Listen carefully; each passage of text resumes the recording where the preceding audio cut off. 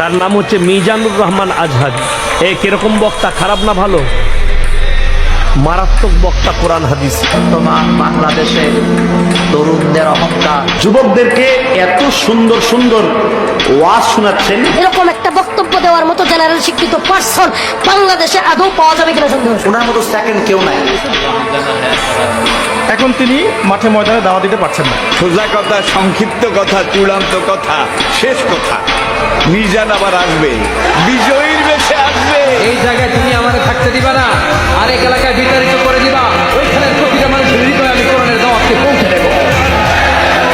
আমাদের কাজ হচ্ছে পৌঁছে দেওয়া। আমি দেশে থাকি, আমি বিদেশে থাকি,